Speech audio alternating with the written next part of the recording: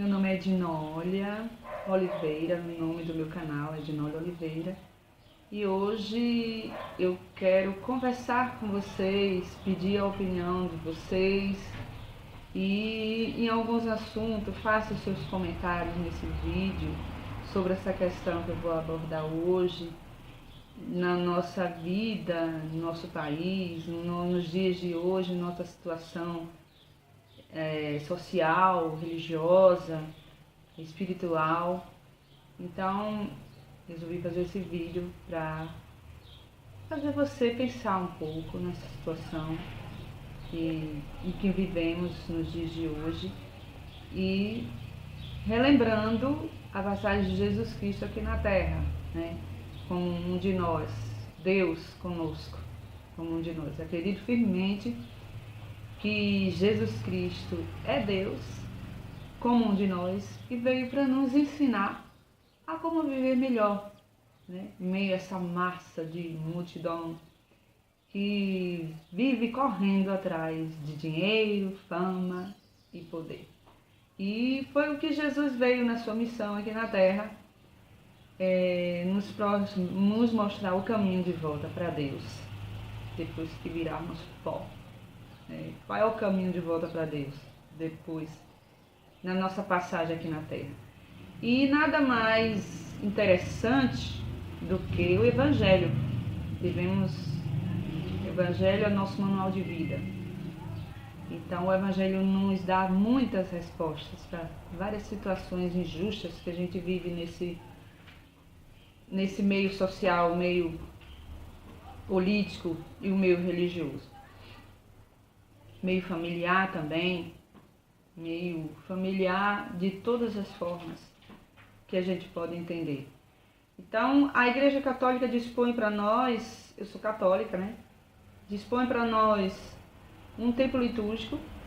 Dia a dia temos uma leitura, um tema, e esse tema ele é celebrado todos os dias nas igrejas, nas comunidades, em qualquer lugar que você queira, até em casa, fazer uma leitura orante. Nós precisamos muito dessa situação. Olha, a leitura que vou no dia de hoje, 25 de julho de 2018,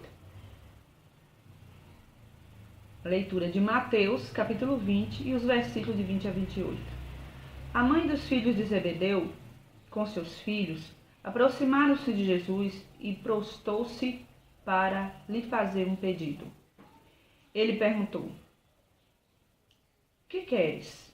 Ela respondeu: "Manda que estes meus 2 filhos se sentem no teu reino, um à tua direita e outro à tua esquerda." Jesus disse: "Não sabeis o que estáis pedindo. Podeis beber o cálice que eu vou beber?" Eles responderam: "Podemos." "Sim," declarou Jesus, "do meu cálice bebereis, mas ao sentar-se à minha direita e à minha esquerda, não depende de mim. É para aqueles a quem meu Pai o preparou." Quando os outros 10 ouviram isso, ficaram zangados com os 2 irmãos. Jesus, porém, chamou-os e disse: "Sabei que os chefes das nações as dominam, e os grandes passam a sentir seu poder. Entre vós não deverá ser assim. Quem quiser ser o maior entre vós, seja aquele que vos serve. E quem quiser ser o primeiro entre vós, seja vosso escravo. Pois o Filho do Homem não veio para ser servido, mas para servir e para dar em resgate por muitos." Muito bem, gente. Essa leitura é marcante nesse sentido do poder público nas famílias e o poder religioso também. Ele é marcante porque o poder público ele tem a responsabilidade de administrar o dinheiro dos impostos, o dinheiro público, certo? E quando ele não faz isso honestamente, é devidamente justo que seja banido da política, né? Banido praticamente.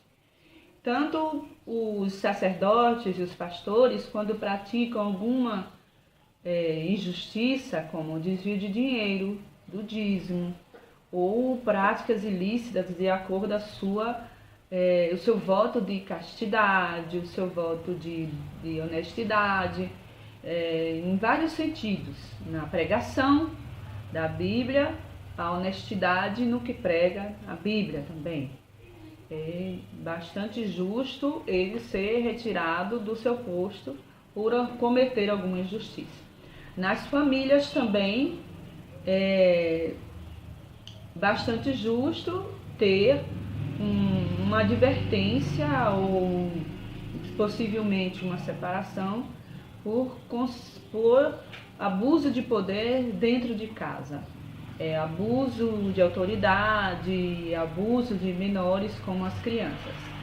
Então, toda instituição, ela pode ser religiosa, familiar e política, tem que cumprir devidamente a sua obrigação. Então, são chamados a fazer isso. E nesse chamamento, em administrar, né, em administrar a palavra de Deus e também administrar a nação, tem os abusos do poder e os privilégios. Os privilégios, no pedido da moça, no seu reino, muitos podem entender o reino depois da morte, mas não, é o reino aqui na terra, o reino presente, né? O reino de Deus aqui na terra. A gente tem que cumprir a honestidade aqui na terra, não é depois, porque depois é um mistério muito grande. Muitas crenças dizem que a alma da pessoa, o espírito da pessoa fica vagando, mas isso é só uma crença, não é um mistério.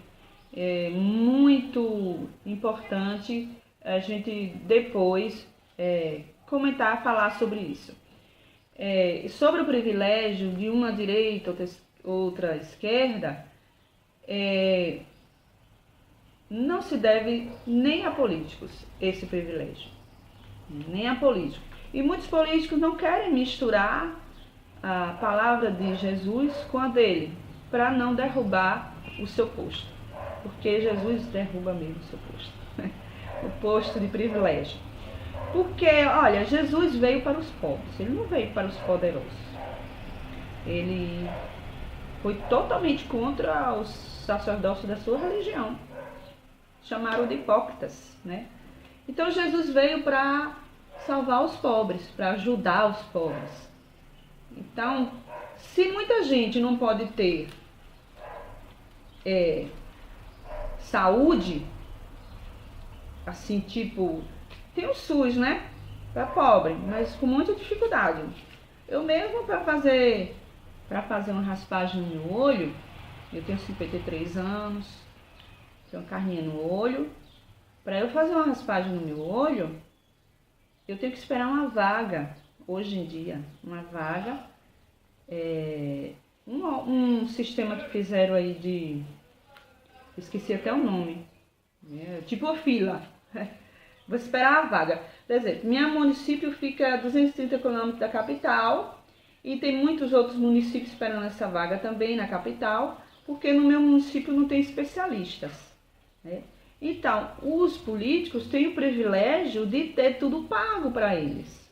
Além de eles terem um salário alto, ele tem tudo pago. E eu não tenho salário. Eu sou apenas uma dona de casa, dependente do marido, que por sinal também é uma situação muito difícil, que depois a gente pode falar que eu sofri muito por causa do machismo. O machismo é que destrói a nação, com certeza. O machismo destrói a nação. O machismo destrói o país, eles estão se destruindo a si próprios, nesse sentido assim de abuso de poder e privilégios, né?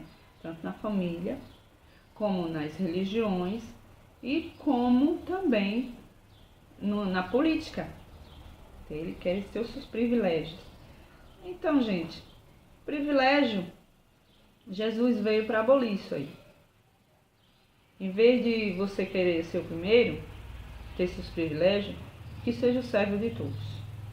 Isso é claro, foi por isso que ele foi morto, por questionar, foi por isso que ele foi morto, por lutar pelos pobres.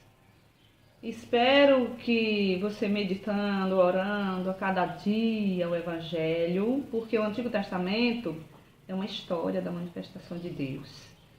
E Deus veio na pessoa de Jesus Cristo para nos ensinar como devemos ser felizes verdadeiramente.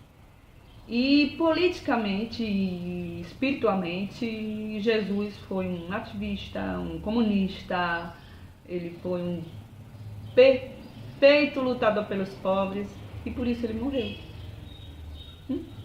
Então, não querem misturar a política com a religião? Por quê? Por quê? Tudo é política. Agora, a política que é em favor do pobre, aí vêm os príncipes, os imperadores, os poderosos, os grandes empresários, para derrubar a palavra de Deus. Eles querem derrubar a palavra de Deus em Jesus Cristo. Um abraço, dê seu joinha aí, tá? Um grande joinha, compartilha aí. E através dessas simples palavras de uma pessoa tão simples, que não é tão famosa assim, fazer valer na sociedade uma melhor educação. Depois a gente fala sobre educação. Joinha aí, ó, compartilhe, vamos lá, muito abraço, um grande abraço, muito obrigada.